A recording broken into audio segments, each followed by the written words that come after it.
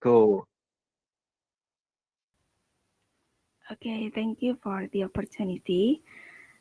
First of all, I would like to say good morning to Mr. Norris and all of my beloved friends.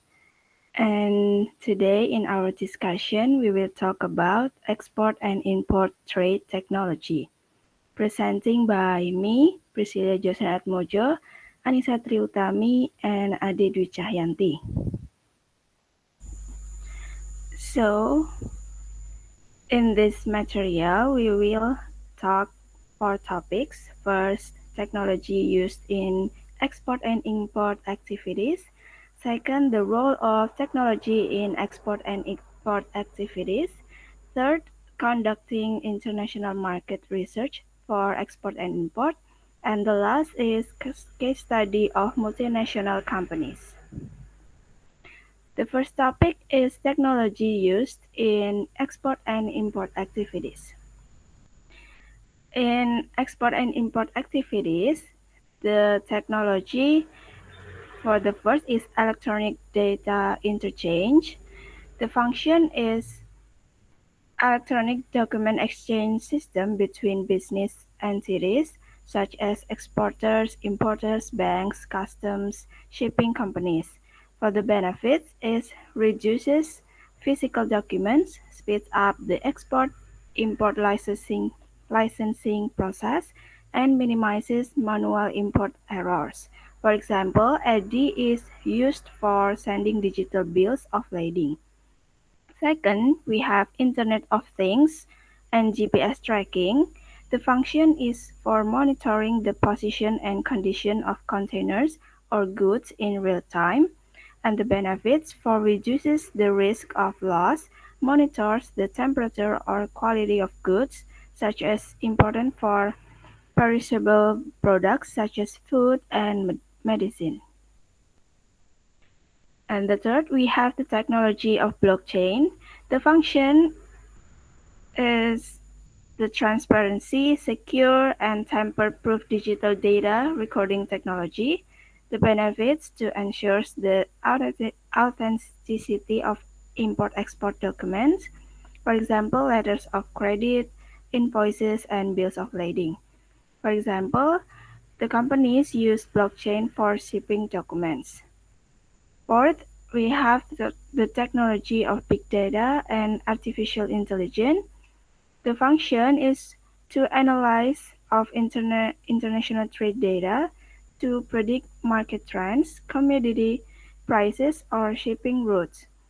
The benefits can help exporters determine export strategies, reduce market risk, and accelerate decision making. For example, AI is used to detect suspicious transaction patterns in export and import. Next, we have cloud computing for the function online storage and processing of import-export documents that can be accessed by various related parties. For the benefits, it's efficient cross-border collaboration and can better data security. For example, cloud-based ERP or enterprise resource planning system to manage global supply chains. For the next, we have e-payment and financial technology.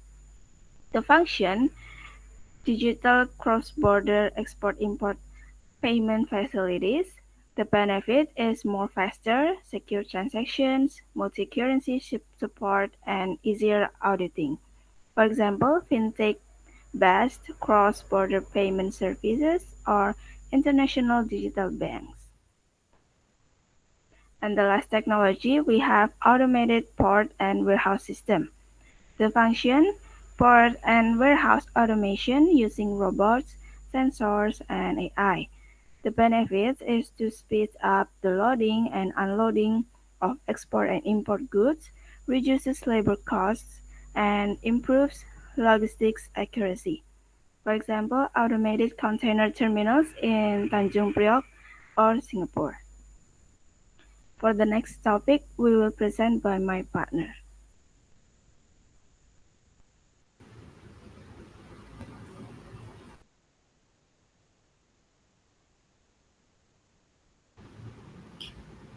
Okay, and the next topic is the role of technology in export and import activities.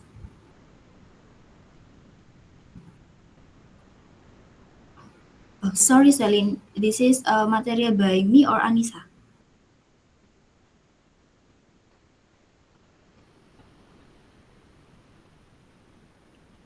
By you, Ade. Okay, sorry, I forgot. Okay, and the relevant data showing the role of technology in the development of export and import include one, according to World Bank data in 2020, the value of global export of goods and services reached 18 trillion US dollar. Technology is one of the main factors driving export growth. And the number two, according to a report by the United Nations Conference on Trade and Development, countries that are able to adopt and use technology effectively in the export-import sector have higher economic growth. Number three, based on the data from the Indonesian Ministry of Trade, Indonesian export value increased by 6 58% in 2021 compared to the previous year. One of the factors contributing to the increase in the export is the adoption of technology in the production and marketing process. And the number four, based on the survey conducted by the McKinsey Global Institute, companies that use technology in their supply chains experience productivity increase up to 20% and cost efficiency up to 30%. From the data and information above, it can be concluded that technology plays a very important role in the development of export and import. With technology, companies can increase their efficiency, productivity, and competitive competitiveness in the global market. Next.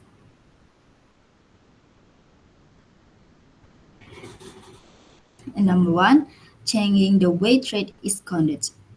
Description: E-commerce has revolutionized the way company and individual conduct international trade transactions. In the past, the trading process was often slow and complicated, involving many intermediaries. With digital platform, transaction can now be complete in minutes. For the example, an entrepreneur in Indonesia can sell handicraft to consumer in Europe with just a few clicks through an e-commerce site. And the number two, efficiency in delivery. E-commerce improve logistic efficiency by utilizing technology to manage delivery and supply chains. Process that used to be time-consuming can now be done faster and at a lower cost. For the example, there's company can use digital tracking system to find out the status of delivery in real time, allowing them to provide accurate information to customer. Next. Number three, there's digital inclusive finance. The use of digital technology in financial service to support commercial transactions. These include various financial products such as online payment, money transfer, and loans. For the example, Alipay and WeChat Pay in China allow users to make online payment for goods and service, but it both in physical stores and on e-commerce platforms. Number four, there's improving transaction efficiency, speeds up the trading transaction process. For the example, company that use PayPal to receive payment from international customer can complete transaction in a minute, compared to traditional bank transfer that can take days. Next.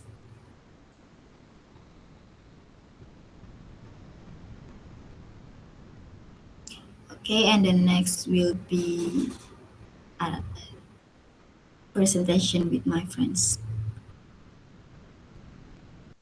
Okay. Next, we have regulation of export and import transaction. The first, we have law basis.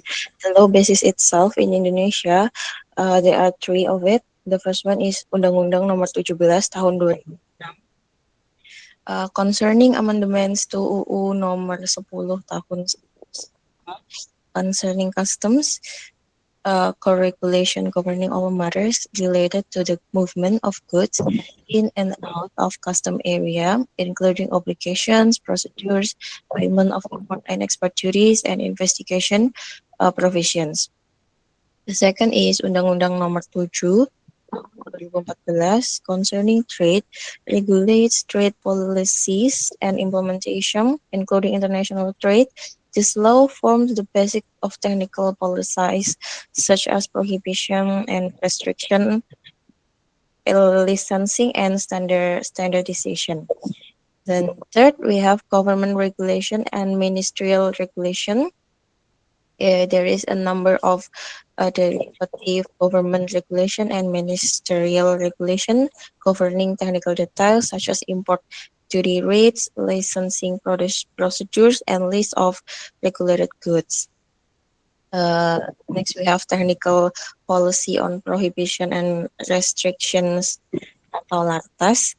The prohibitions is goods that are completely prohibited from being exported or imported.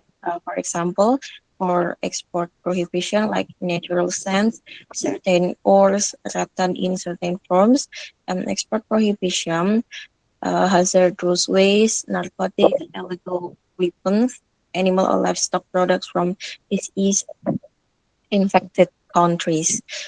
For restriction is goods that can be exported or imported but must be accompanied by a permit or recommendation from the relevant ministry or agency. For the example, is raw minerals requires a recommendation from the Ministry of Energy and Mineral Resource. The import of agricultural products or horticulture is requires a recommendation from the Ministry of Agriculture or quarantine agency. Next, okay, is a part of regulation of export and import. We have customs administration procedures. There is a few.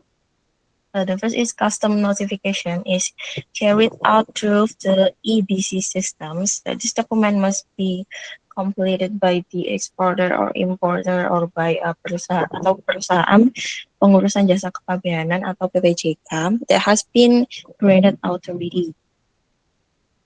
Second, payment of duties.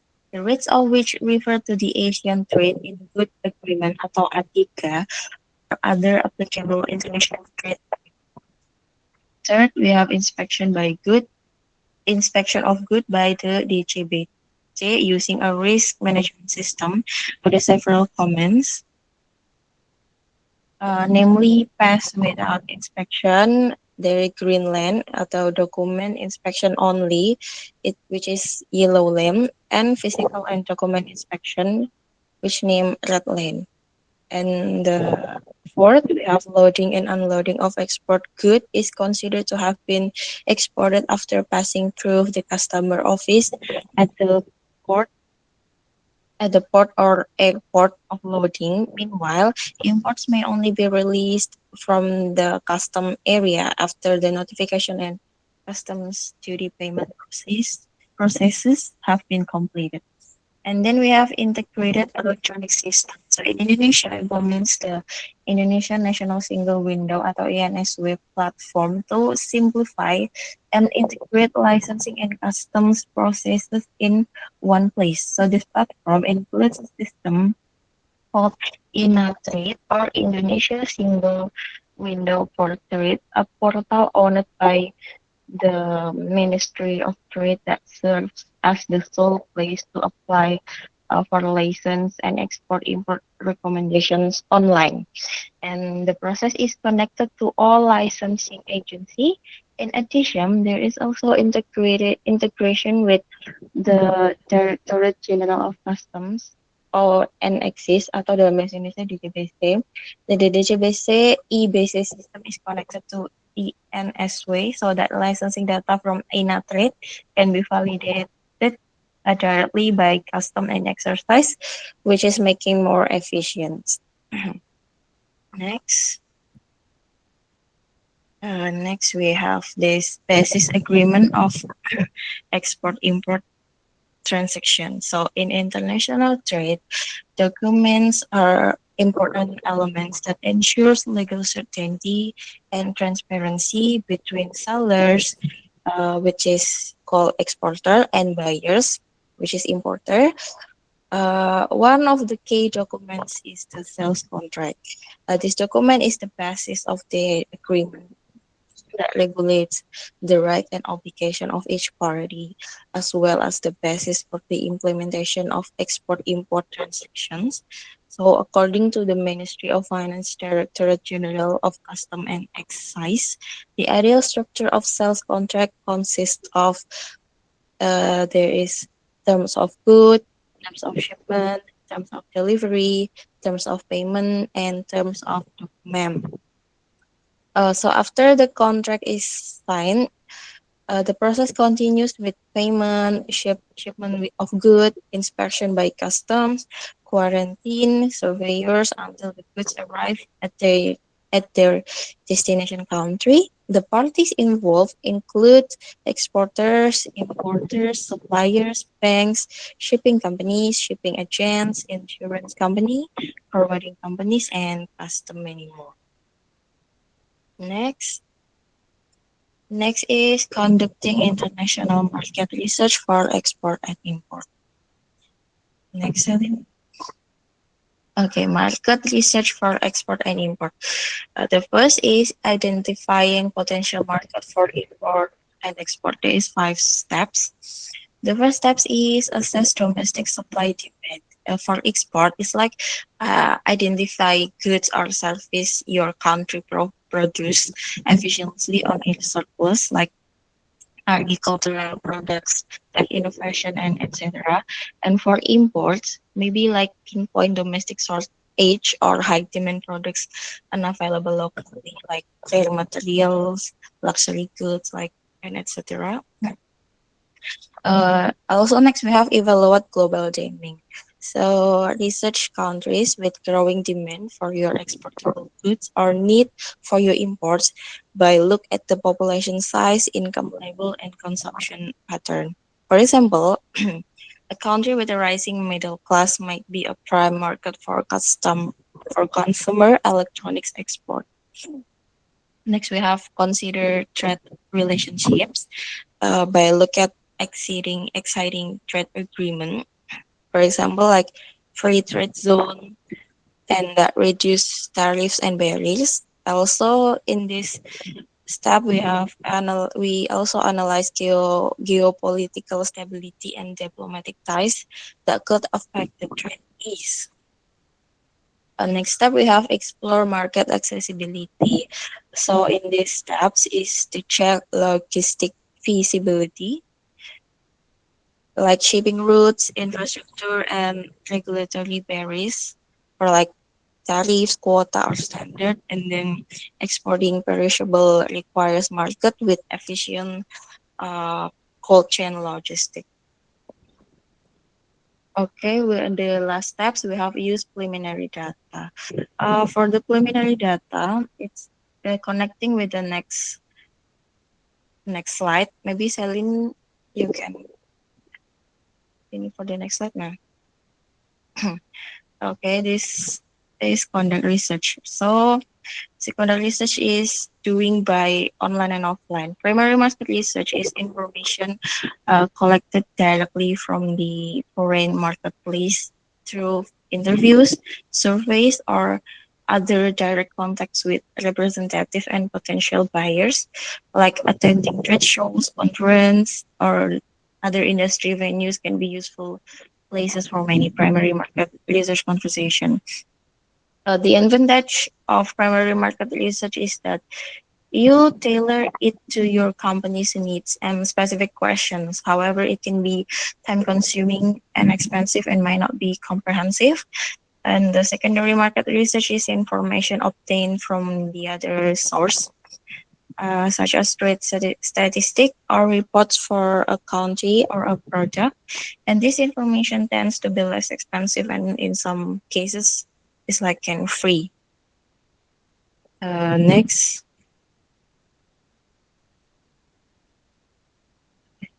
Next, we have analyzing market trends and competitor analyzing. So we divided by two. The market trends, we have a few, uh, which is growth pattern. The first is identify sectors with rising demands. For example, like renewable energy, health technology, like that, using historical trade data and forecast.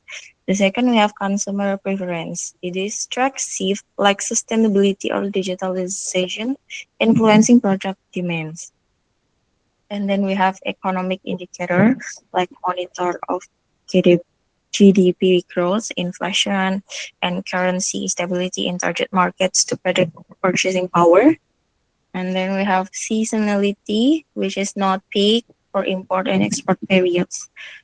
For example, like holiday season for retail goods and etc. The next we have competitor analysis. It's condensed by identify key players like least major exporter or importers in your product category using trade database or market reports, and then evaluate strength and weakness to assess competitor pricing, quality, market share, and distribution channels. Also, next is differentiation opportunities.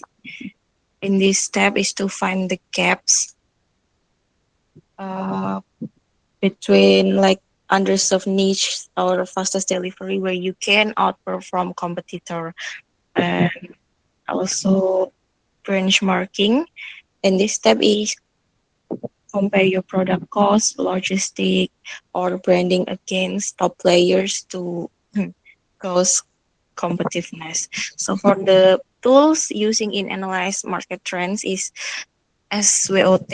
You guys may be familiar with this SWOT, like it's strength, weakness, opportunity, and trends to analyze to frame your position relative to trends and competitors. Next. Okay, for the case study will be read by Priscilia. Okay, thank you, Anissa. So, in this case study, we have PT Aneka Tambang or Antam. Maybe you know it sells gold. And I will explain the case study in Indonesia for the brief. Jadi, berdasarkan berita tersebut, PT Antam itu dirumorkan mengedarkan 109 ton dengan emas palsu pada tahun 2024. Rumor tersebut tersebar. Nah, Kejaksaan Agung itu kemudian menyelidiki, menginvestigasi, dan mendapatkan 6 tersangka dari kasus ini yang merupakan mantan general manager dari periode 2010 hingga 2022. Dan ternyata mereka itu menjual emas Antam dengan merek logo swasta gitu. Jadi bukan atas nama Antam, tapi atas nama merek-merek swasta, perusahaan swasta lainnya. Kemudian PT Antam ini juga sempat tersandung kasus dengan masalah kasus import dari Bandara Soekarno-Hatta. Jadi mereka itu memasang HS code, biasanya itu untuk ada emas, mengkategorikan emas batangan dan juga emas setengah jadi ataupun emas yang sudah jadi. Nah, seharusnya pada saat mereka mengimport emas tersebut dari Singapura, mereka harusnya memasang HS code yang emas setengah jadi, namun mereka melabeli HS code dengan emas yang masih batangan atau ingot gold. Maka dari itu diperkirakan negara itu rugi sekitar 2,9 triliun karena tidak membayar bea import sebesar 5% dan juga PPh import sebesar 2,5%. Untuk lebih lanjutnya kalian bisa membaca dari website di bawah ini jika ingin tahu lebih lanjut. Okay. Maybe that's all for our presentation. Thank you for your attention for listening to our discussion today and presentation, and I will close it. And I open for you guys if you guys have any questions to our group. Thank you.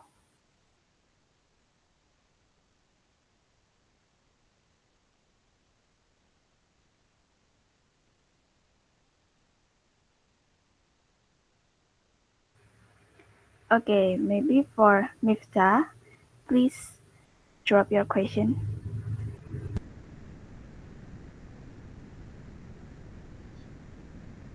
Okay, thank you for the opportunity. First of all, if my voice is clear to you guys. Yes, but it's a little small.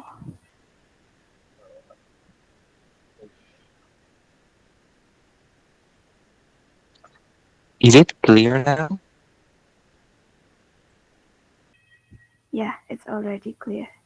Okay, thank you for the confirmation. And based from what I know in export and import activities, is there is some party, sebuah pihak, called the forwarder.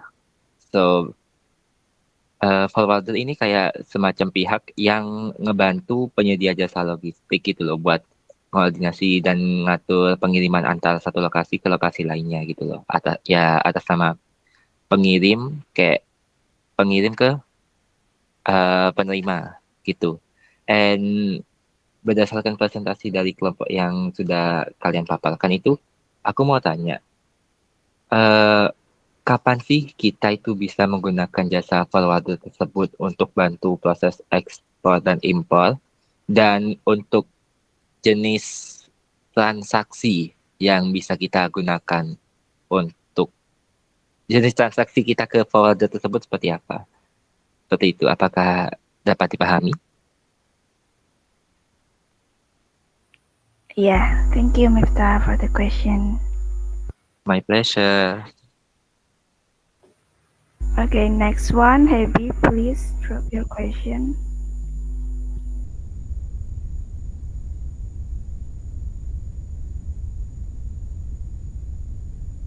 Okay, thank you for the opportunity. First, aku lihat berita bahwa dari dulu memang sudah banyak fenomena impor kayak barang dari China, Thailand, Vietnam gitu, kayak thrifting dan peralatan unik. Terus dibandingkan dengan kegiatan ekspor yang ada di UMKM di Indonesia, memang dibandingkan lebih banyaknya kegiatan impor. Nah, terus akhir-akhir ini juga aku ada lihat berita bahwa UMKM itu go ekspor impor. Itu kayak lewat di Instagram aku gitu. Ada kayak di Sidoarjo UMKM go ekspor impor, terus ada Surabaya, Jakarta, itu aku lihat beritanya. Nah, di berita itu juga terdapat dukungan pemerintah yang mana terkait akses modal, terus ada pelatihan atau sertifikasi, dan juga ada digitalisasi.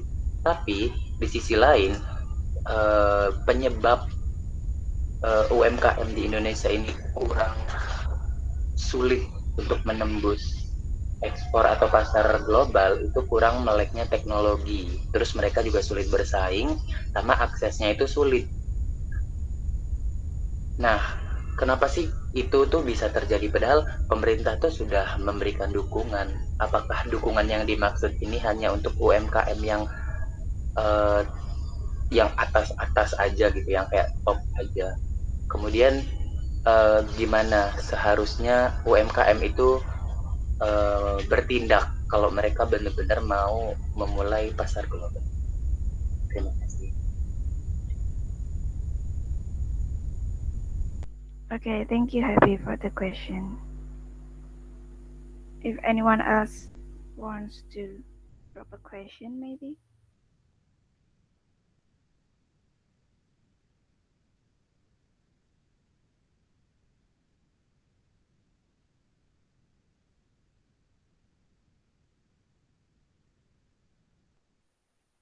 Okay, maybe while we're waiting for another question, we would like to ask to have permit from Mr. Norris to discuss our answers for like about 5 minutes. Thank you.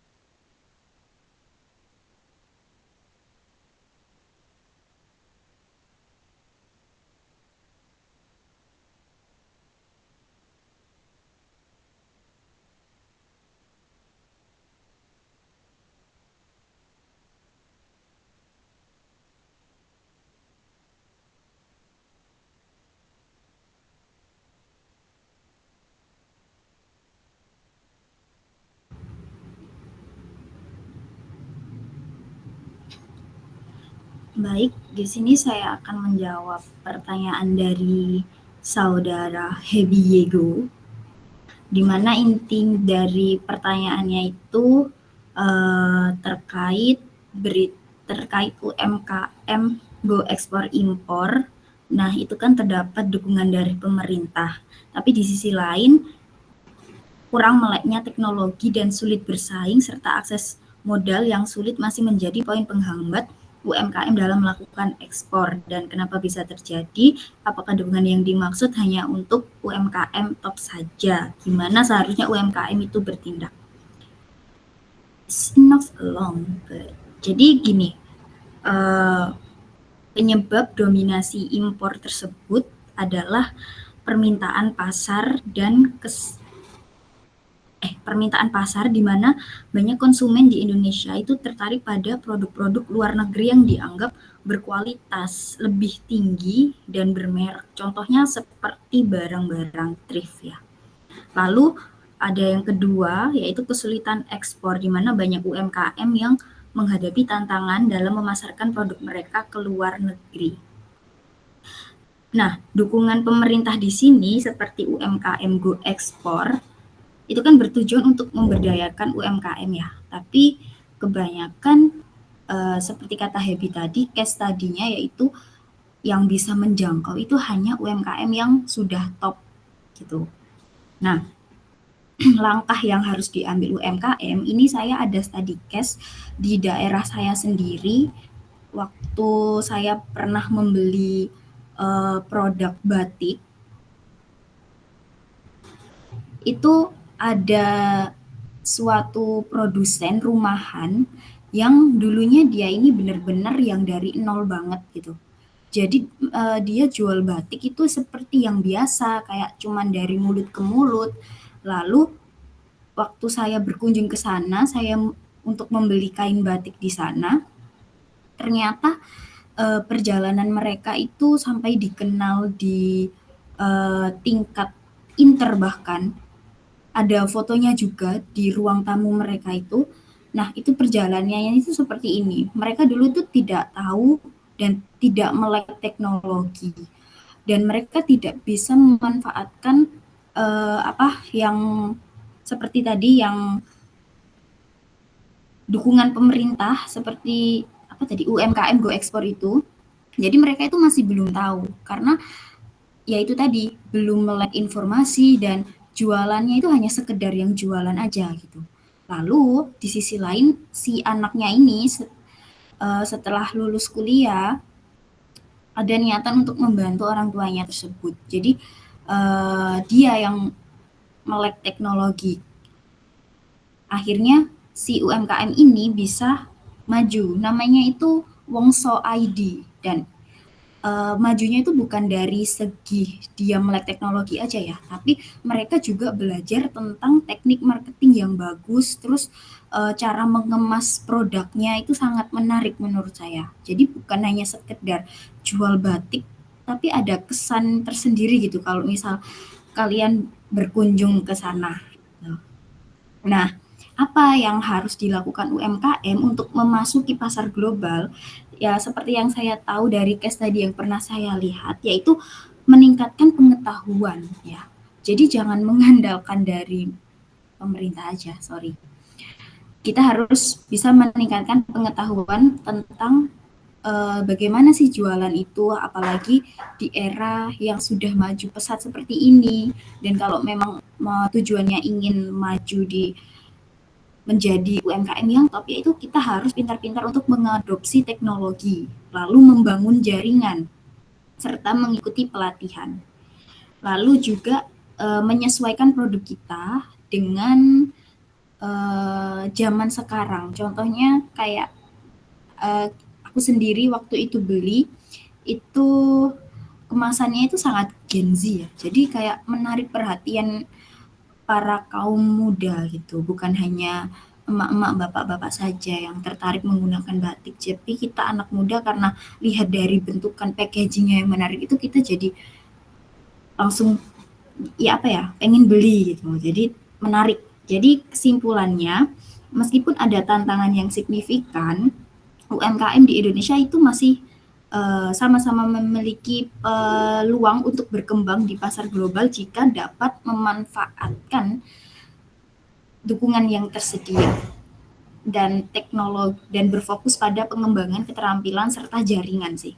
Jadi dukungan pemerintahnya sendiri juga perlu apa ya, secara inklusif dan apa sih namanya itu, inklusif dan terbuka gitu. Jadi tidak hanya UMKM yang top-top saja, tapi UMKM yang masih di era merintis dari nol itu juga bisa. Jadi intinya banyak-banyak cari informasi dan relasi aja gitu. Apakah bisa menjawab ya, Hebi? Maaf kalau terlalu panjang. Oh my god, sangat menjawab, terima kasih. Tapi aku mau tanya iseng. Tadi kan kamu ada bilang relasi. Nah, menurut kamu apa kehadiran orang dalam di kegiatan ini, terus itu bakal mempermudah nggak? Kayak kehadiran orang dalam yang misalnya ngurus pemberkasan di ya berkas-berkasnya yang berhubungan sama pemerintah gitu biar dipermudah. Menurutmu ngaruh nggak? Oke, tentunya di mana-mana orang dalam itu sangat berpengaruh ya, Heb. You know lah. Nah, kalau menurut saya sendiri, pasti tentunya sangat berpengaruh ya. Tapi untuk case tadi saya kan juga tanya-tanya tuh ke ibu yang jual sama anaknya itu. Mereka yang meng-guide orang dalam itu bukan semena-mena mereka kenal, enggak, awalnya itu mereka nggak kenal, tapi mereka kayak apa ya, menawarkan produk itu terus akhirnya dari mulut ke mulut. Soalnya batik kan kebanyakan yang make kan kalau di Lamongan sendiri itu kan apa kayak staf-staf pemerintahnya gitu. Terus orang-orang kecamatan, orang-orang balai desa gitu-gitu ya pertamanya.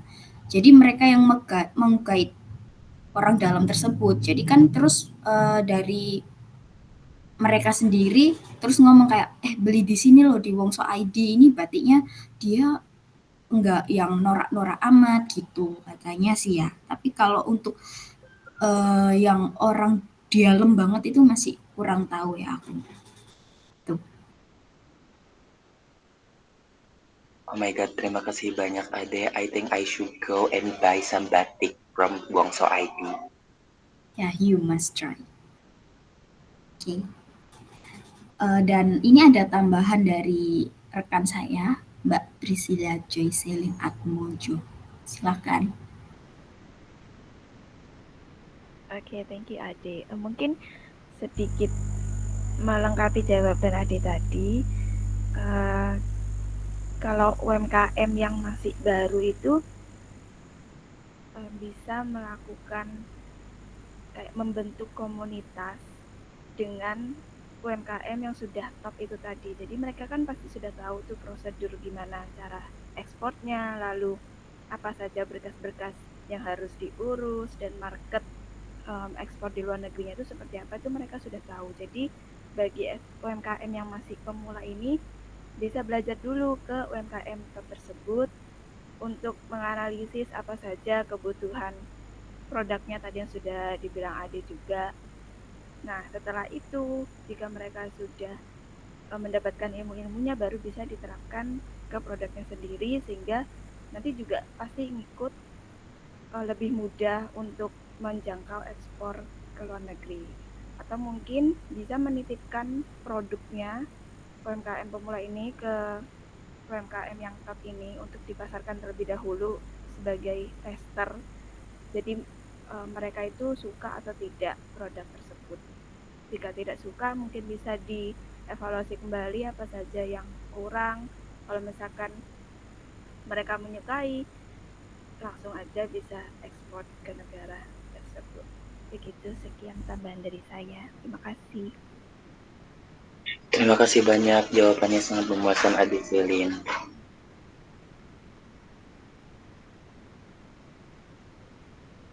Oke, baik. Saya akan menjawab pertanyaan dari Mas Miftah tadi ya. Pertanyaannya adalah ada pihak yang intinya ya, yang bantu penyedia koordinasi antara lokasi satu dan yang lainnya atas nama pengirim dan penerima, atau tadi disebut juga forwarder ya. Nah, terus pertanyaannya adalah kapan kita bisa menggunakan jasa penyedia dan juga jenis transaksinya. Nah, ini lumayan panjang ya, tapi berdasarkan based on my research, betul pihak yang disebut membantu koordinasi antara lokasi A dan B itu biasa kita sebut freight forwarder atau bisa juga 3PL atau penyedia jasa logistik pihak ketiga dalam skala yang lebih sederhana ya. Nah, intinya mereka itu penjembatan atau jembatan dalam proses perpindahan barang. Lalu kapan nih kita butuhnya buat pakai jasa mereka, terus bagaimana juga jenis transaksinya. Nah, ada momen-momen tertentu di mana menggunakan jasa mereka itu jadi kayak sebuah kebutuhan gitu, bukan sekedar pilihan. Apa saja itu? Nah, yang pertama itu ketika transaksi teman-teman itu sudah lintas batas negara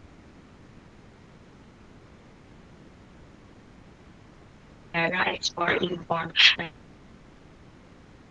Anda melewati bea cukai antar negara. Nah, di situ kan ada yang berhadapan dengan aturan, dokumen seperti bill of lading atau airway bill dan lain-lain, kayak pajak, proses clearance, dan itu kan rumit ya.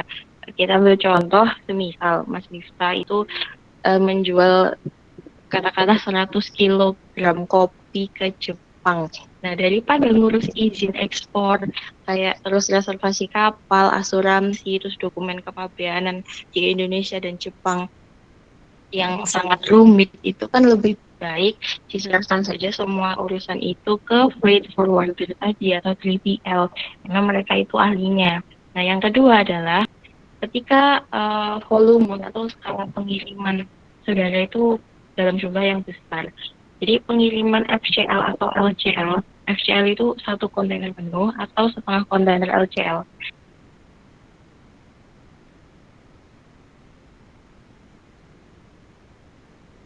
Nah, di sini tuh logistik pihak ketiga itu punya koneksi untuk yang mengatur jadwal kapal.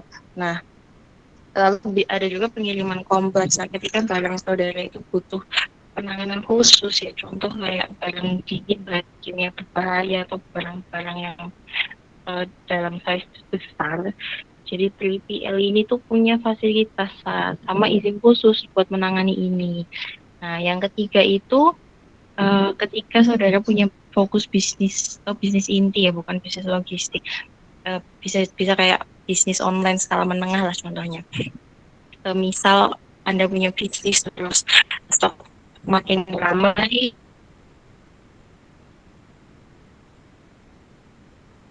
ininya atau stoknya juga sudah ribuan.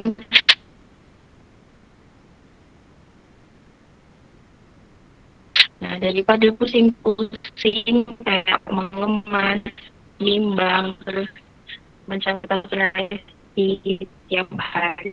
Nah, daripada repot kan bisa nyewa jasa 3PL ini tadi yang juga memesan jasa gudang warehousing dan juga pemenuhan pesanan atau fulfillment. Jadi katakanlah Nista ini cuma fokus jualan. Jadi yang ngurus stok hingga kirim ke tangan pelanggan itu dari pihak forwardernya tadi. Nah, yang keempat itu ketika jaringan pengiriman itu terlalu luas atau terlalu banyak lokasi lah. Misalnya kita kirim barang dari gudang Surabaya, daerah 3PL itu punya jaringan yang terintegrasi. Ini nah, jadi mereka tuh bisa milih kurir lokal mana yang paling cepat atau murah untuk setiap negara tujuan. Jadi kita sebagai bisnis atau ya bisnis itu cuma bisa berurusan dengan satu kontak aja gitu, jadi nggak bercabang, lebih ringkas lah. Lalu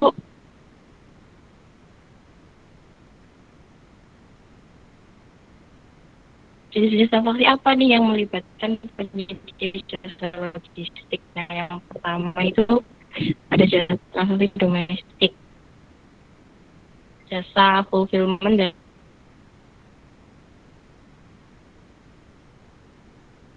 warehousing tadi. Ini yang dalam negeri ya, misalnya kayak kebutuhan UMKM atau brand online yang ingin menghemat waktu dan juga biaya operasional. Nanti 3PL itu bisa menyimpan stok di gudang mereka dan juga mengemas pesanan ketika ada pembelian, terus langsung mengirimkan juga melalui lokal yang sudah berpartner lah intinya.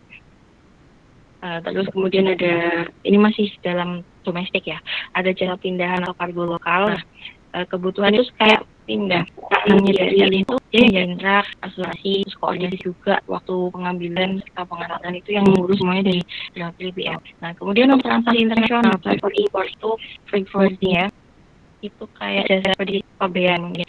Mungkin ketika mengirim barang ke luar negeri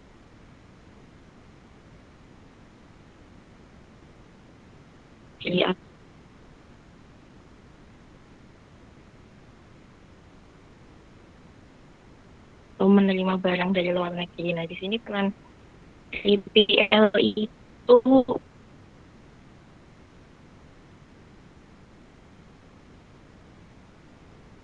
dia mengurus dokumen kepabeanan kayak customs, broker agent,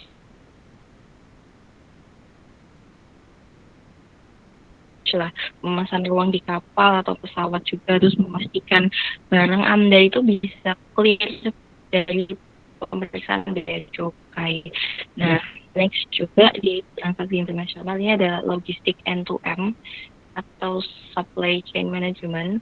Biasanya perusahaan besar diperangkat itu oleh satu pihak saja. Di sini manajerial itu mengambil peran manajerial dan operasional yang luas dari pihak satu dan pihak lainnya. Gitu. Dari hulu menurut ini ya, menurut saya kayak investasi yang bikin bisnis Anda itu lebih efisien lah, lebih terukur, terus juga lebih aman dari risiko kesalahan administrasi, meskipun tidak bisa di ini ya, mungkin tetap ada tapi bisa meminimalisir. Terus terutama juga dalam transaksi internasional, dalam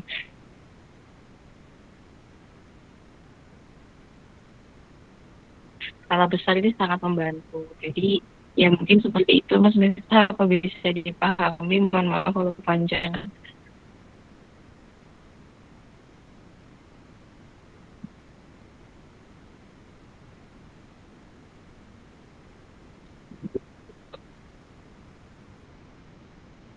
Halo Mas Miftah. Halo.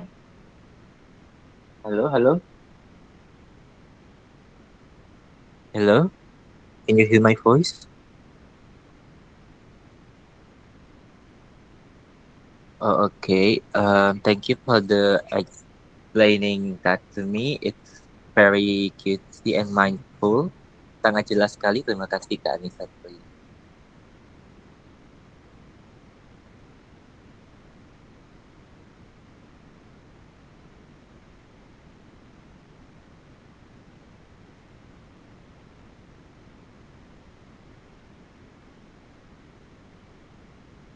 Oke, terima kasih atas pertanyaan dan juga jawaban dari teman-teman saya.